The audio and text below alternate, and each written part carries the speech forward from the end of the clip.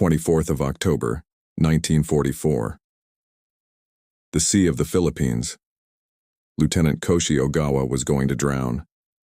30 seconds previously, his Zero fighter had been shot down by an American Hellcat and had disappeared under the waves. He was now floating in blazing oil, watching the USS Lexington, the huge American carrier he had been trying to destroy, come straight toward him. He knew what would happen next. They would shoot him with a machine gun in the water. That was how you dealt with enemy pilots. He had done it himself off Guadalcanal. A short burst, bubbles, and then it was over. But instead, this happened, and it would haunt Koshi for the next 47 years. The deck crew threw him life rings. While the combat was still raging, while Japanese planes were still attacking their carrier group, while his wingman, somewhere in the smoke-filled skies above, was trying to murder these very Americans who were now trying to save his life. This incident destroyed everything Koshi's tutors had told him about Americans. To understand why, we need to go back 6 hours, to the morning he climbed into his Zero for what he imagined would be a spectacular death. Koshi had been awake since 0400 hours at Mabalacat Air Base in the Philippines. 26 years old, 3 years of combat experience, 73 missions, 0 ace with 6 verified kills. But this morning was different. His squadron commander had gathered them in the briefing hut and delivered the words every naval aviator had been prepared to hear. Today, some of you may be asked to make the ultimate sacrifice. The Americans had returned to the Philippines with almost 100 ships. The Imperial Japanese Navy was putting everything against them, including methods that 6 months ago would have been inconceivable.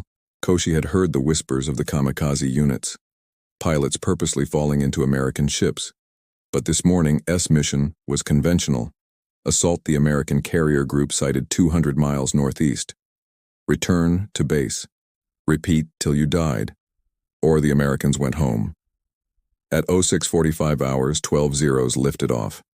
Koshi flew wing position to his close pal, another ace with steady hands and strong reflexes. They had flown together for 18 months, saved each other's lives 3 times between them. His wingman's last words over the radio: "If I go down, do not try to rescue me. Just kill as many as you can." Standard warrior sentiment. Death before shame. Never surrender. Now 6 hours later, swimming in blazing oil and waves, Koshi wondered whether his companion had known something he did not. The attack had started nicely. They had spotted the American carrier group at 10:34 hours. 4 fleet carriers, 6 escort carriers, scores of destroyers and cruisers. The sky was chaos. Anti-aircraft fire everywhere. Black puffs of flak filling the air. Koshi had identified his target, the Lexington, the biggest carrier, steaming near the center of the formation. He pushed his Zero into a steep descent, throttle full, the airframe screaming, tracers from the carrier's guns reaching out toward him, and that S when the American Hellcat spotted him. He never saw it coming. One moment, he was diving toward his goal. The next, his engine was failing and oil streaming over his windscreen, his left aileron shot away. Koshi tried to pull up, failed. The Zero shuddered, halted, and began its fatal spiral toward the water. He yanked the canopy release. The wind raked at his face. His parachute deployed. Barely. 2 panels were shredded. The descent was too quick. The water smacked him like concrete. Seaman First Class Tommy Morrison from Tulsa, Oklahoma, was guarding his position on the portside catwalk when he observed the Zero pilot strike the sea about 400 yards off the bow. Tommy was 19 years old. This was his first significant naval combat. Until 5 seconds ago, his job had been loading ammunition for the gun teams aiming to kill opposing pilots. Now he was witnessing one of those pilots struggle in the water, and Tommy did something that may have gotten him court-martialed. He grabbed 2 life rings from the catwalk railing and hurled them. One fell short. The other landed 10 feet from the Japanese pilot. "Morrison, what the hell are you doing?" Chief Petty Officer Daniel Kowalski stood beside him, red-faced, shouting above the weapons. "He's going to drown, Chief. He's the enemy. He's not shooting at us anymore." For 3 seconds, Kowalski gazed at Morrison, then at the Japanese pilot weakly swimming toward the life ring, then back at Morrison. Then Chief Kowalski did something that would characterize the rest of his 20-year naval career. He grabbed another life ring and threw it too. If you're going to do something stupid, Morrison, do it right. Somebody fetch a rope. Koshi could not believe what he was seeing. The orange life ring floated 3 meters away. American marks, USS Lexington painted in black letters. This had to be a trick. They would let him get it, then machine gun him for pleasure. He had heard stories of American ruthlessness, how they tortured detainees, how they took no prisoners at all in the Pacific. But he was drowning. His flight suit was dragging him down. Blood from a gash on his forehead flowed into his eyes. His left arm wasn't working, dislocated shoulder from the bailout. Koshi made his decision. He swam for the life ring, his working hand curled around it. He clasped it to his chest and waited for the bullets. They never came. Instead, a rope plunged into the water beside him. Then people, American voices shouting something he could not understand. But the tone was not angry. It was urgent, encouraging. They were telling him to grab the rope. Koshi stared up to the carrier deck. At least 30 Americans lined the railing. Some were still manning the anti-aircraft guns. The war was not over. But others had stopped to watch. A Japanese pilot holding an American life ring while American sailors sought to pull him to safety, while the combat still raged. This made no sense at all. But Koshi seized the rope. They pulled him up the side of the carrier. His shoulders screamed, the dislocated one especially. But he held on. Hands grabbed him as he reached the deck, muscular hands lifting him over the railing, setting him down. He collapsed quickly and waited for the beating. It did not come. Instead, someone cut his flight suit away. Someone else placed a blanket around his shoulders. A young sailor with red hair brought a canteen to his lips. Fresh water. Actual drinking water. Koshi was so astonished he forgot to drink. Morrison, the red-haired sailor, tipped the canteen more firmly. "Come on, friend. You must consume alcohol. You're stunned, my friend." The fight went on all around him. The 40mm cannons continued to fire. A Zero flew by somewhere overhead, near enough for Koshi to see the rising sun painted on its fuselage. So near he recognized it.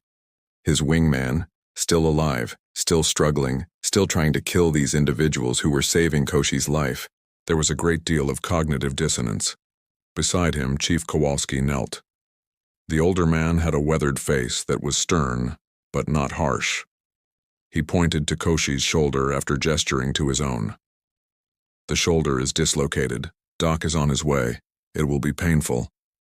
The gesture made sense to Koshi. He gave a nod. Arriving with soft hands was a Navy corpsman, perhaps 22 years old. After checking Koshi's shoulder, he turned to face Kowalski. "We can take him to sick bay, or I can pop it back in here." "Over here. We remain at our combat positions." "On 3, the corpsman remarked, taking a place behind Koshi and holding his arm. 1, 2. He completed it on 2. It was excruciatingly painful. Koshi let out a scream, but it quickly faded and was replaced by a deep, somewhat better discomfort. The corpsman wrapped it very tenderly. Then, with the same professionalism and skill that he would have with an American sailor, he cleansed and bandaged Koshi's forehead wound. The corpsman patted Koshi's good shoulder and murmured, "You're going to be okay. You're secure now." If not the words, Koshi could understand the tone. He was not going to be killed by these folks. He started crying at the realization. As soon as the combat was over, they moved him below deck. Morrison and another young seaman stood by him. They brought him to sick bay, where the ship's top medical officer, Lieutenant Commander James Hutchinson, gave him a comprehensive examination. With crow's feet around his eyes and gray at his temples, Hutchinson appeared to be roughly 40 years old. His attentive look and cautious hands made Koshi think of his own father. 3 fractured ribs, numerous contusions, minor burns, a dislocated shoulder that has since been repaired, and severe dehydration were all found during the examination. Corpsman leaped to carry out Hutchinson's commands. After giving Koshi morphine to relieve his discomfort, they placed him in a clean bunk with real bedding, gave him more water, and served him soup, hot, salty chicken soup with real chicken chunks. For 3 months, Koshi had been consuming dried fish and rice balls. It was a revelation, this soup. He consumed 3 bowls. No one intervened to stop him. Morrison came back that night carrying something wrapped in wax paper. He opened a Hershey chocolate bar while perched on the edge of Koshi's bunk. Morrison pantomimed eating and stated, "For you." The chocolate was taken by Koshi. It was the first American chocolate bar he had ever seen. He gently consumed a square that he had broken off. It was rich and creamy, sweeter than any Japanese dessert. He shut his eyes. Morrison smiled. "All right. Every month my mother gives me a box. I have a lot." Koshi understood the gesture but not the words. He lowered his head. "Arigato gozaimasu." Morrison's smile grew. "Hey buddy, you're welcome." As Koshi consumed the chocolate, they sat in friendly silence. The ship's engines hummed above them. American sailors performed their jobs all around them. No one gave Koshi a glare. No one spat at him. As they went by, a few gave respectful nods. Tokyo had not promised him this. While Koshi's physical health quickly improved during the next 3 days on board the Lexington, his mental state was in disarray. All he had been told about Americans was untrue. They weren't harsh. They weren't savages. They did not put inmates to death or subject them to torture. They adhered to the Geneva Convention, a set of regulations that the corpsmen frequently brought up. They handled injured adversaries in the same manner as injured Americans. George Suzuki, a Japanese-American Navy interpreter who was raised in California, sat next to Dr. Hutchinson's bunk one afternoon. Hutchinson clarified through Suzuki. "Prisoners of war must be treated humanely under the Geneva Convention. You'll get the same medical attention as our own injured. We'll feed you the same rations as our sailors. You won't suffer abuse or torture. Do you comprehend?" Koshi said. "Why?" After giving a slow nod, Hutchinson thought about the query. "Because, son, that is what civilization entails. We are not at war with you directly, but rather with your administration. You are no longer able to fight as a fighter. You are worthy of respect." The word struck Koshi like a blow to the body. When had that term been used concerning an adversary by anyone in the Imperial Japanese Navy? Suzuki brought Koshi paper and a pen on the 4th day. "You can write to your loved ones. Inform them that you are still alive. It will be delivered by the International Red Cross." Koshi gazed at the blank sheet of paper. "Would you allow me to do this?" "The Geneva Convention mandates it. Your status should be known to your family." Koshi wrote with care. "I am alive and unharmed, honored mother and father. I am on an American ship as a prisoner of war. I'm getting good treatment from them. I'm getting enough food and medical attention. Don't worry about my safety, please. Koshi, your son." Certain that the letter would never be delivered, he folded it and handed it to Suzuki. 3 months later, his parents received the letter. For the remainder of her life, his mother kept it. Morrison came by often, bringing cookies or chocolate or just talking. Even though Koshi could only understand a few words out of 20, he would sit on the bunk and converse. Morrison took out his wallet one afternoon and showed Koshi a picture of a lovely girl with dark locks standing next to a 1938 Ford. Morrison pointed at the girl and said, "Betty. Back in Tulsa, my girl. When I return home, we're getting married." Betty? Tulsa, and something about marriage were all grasped by Koshi. He nodded and grinned. Then, using gestures, Morrison inquired as to whether Koshi had anyone. Koshi thought of his boyhood pal, who was his sweetheart back home. He hadn't seen her in 3 years, although they had discussed marriage prior to his enlistment. He had no idea if she was still alive. Sadly, he shook his head. Morrison gave him a pitying shoulder squeeze. Even though it was just a small act of human connection, it had a huge impact. Something extraordinary occurred on Koshi's 6th day on board. Perhaps 40 American sailors were lounging on the mess deck, where Morrison assisted him. Some were playing cards, some were writing letters, and some were simply chatting. He sat down with them without anyone objecting. While sailors who had been shooting at him a week earlier played cards 3 feet away, he sat in a corner as a Japanese pilot dressed in American prisoner-of-war jeans. A young Nebraskan sailor offered him a hand of cards. For an hour, they just used gestures and laughs to communicate while playing gin rummy. The sailor won 3 times, while Koshi won twice. The score didn't matter to either. After 3 years of fighting, Koshi felt the most natural. The way detainees were treated by the U.S. military was not an accident. Every service member was taught this doctrine from the beginning. The Allied forces serve under our standards of conduct, stated General Dwight Eisenhower, because it sets us apart from the governments we are fighting. We respect the laws of war and the dignity of enemy detainees. How we treat enemy prisoners will determine how enemy forces treat our prisoners, stated General George Marshall in an even more straightforward statement. Furthermore, it will dictate the kind of peace we can establish following our victory. They had a prophetic understanding that the battle would finally come to an end. What followed was what was important. However, there was more to it than just strategy, American cultural values.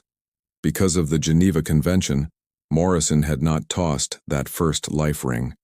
His mother had instilled in him the belief that all human life, including those of enemies, was valuable, which is why he threw it. Chief Kowalski had supported him because his 20 years in the Navy had taught him that discipline required abiding by the rules, even if they were difficult. Because that's what doctors did, Dr. Hutchinson had given Koshi's wounds careful attention. Do no harm was stated in the oath. Except enemies was not mentioned. In an interview for a documentary years later, Koshi would state, "I learned more about the United States in 7 days aboard that American ship than 3 years of propaganda had taught me." Tokyo told us that Americans were cowardly, weak, and decadent, but while their ship was being attacked, I saw men toss me life rings. I saw a physician tend to my injuries with the same care as he would give his own crew. I saw an Oklahoman farm boy give his mother's chocolate to a person who had been attempting to murder him only an hour before. That isn't a sign of weakness. I have never seen anything that powerful as that. Koshi wasn't by herself. Similar punishment was meted out to thousands of Japanese prisoners of war held by the United States. They were housed in camps with sufficient food, housing, and medical attention. They were permitted to write home. They were not put to death or beaten. It was a clear and intentional contrast with how the Japanese treated Allied prisoners of war. In Japanese detention, 63% of Americans survived. In American custody, 96% of Japanese people survived. A tale about values was revealed by those figures. The United States held some 425,000 enemy prisoners from all theaters, German, Italian, and Japanese, by the end of the war. The great majority made it out of captivity and went back to their homes. Many of them, like Koshi, received better medical treatment while incarcerated than they did when serving in their own armed forces. Many gained weight while in captivity, acquired English via educational programs provided in the camps, and decades later, returned to the United States as immigrants or tourists, bringing their children and grandchildren to witness the nation that had treated them with respect when they had anticipated death. I became a prisoner of war in 1944.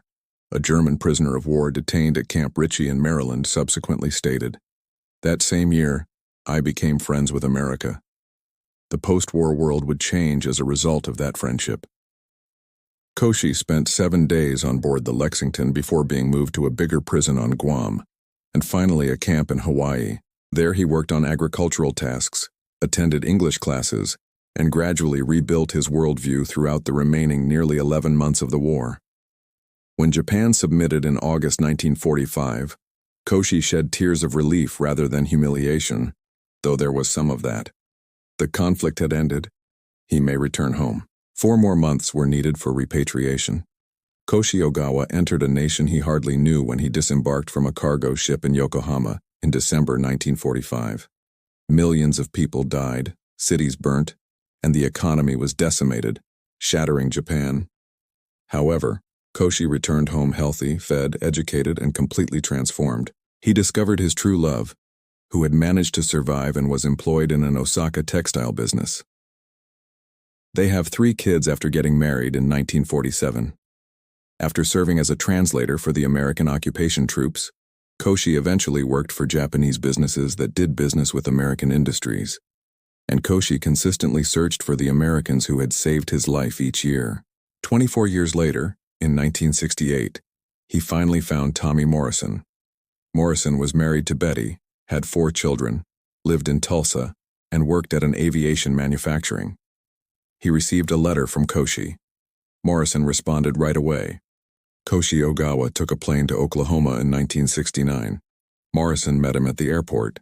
The 2 men were shipmates of fate, one of whom had thrown a life ring despite the other's attempts to murder him. They gave each other a brotherly embrace. Koshi spent 2 weeks staying with the Morrison family. After meeting Betty, playing with the Morrison grandchildren, eating Betty's pot roast, watching American television, and spending the final evening sitting on Morrison's back porch with beers in their hands, Koshi finally asked the subject that had plagued him for 25 years. "Why did you toss the life ring at me? You might have let me to drown." After giving it some serious thought, Morrison answered, "I don't know, Koshi." Simply said, "It felt like the correct thing to do. You had stopped shooting at us. I assisted you because you were simply a guy drowning." Simply said, "It felt like the correct thing to do." Koshi gave a nod. Everything that needed to be said about America was covered in that response. The way the United States handled captives during World War II paid off handsomely. By 1955, Germany and Japan, which were America's greatest adversaries in 1945, had turned into its most powerful friends. Europe was rebuilt thanks to the Marshall Plan.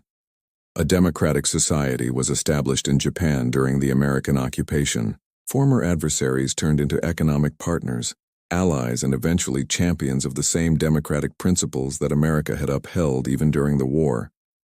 Chief Kowalski tossed that second life ring without realizing it, but he was correct. Weapons help you win battles. Values help you achieve tranquility. After serving in American POW camps, the Japanese soldiers returned home and told their families what they had witnessed.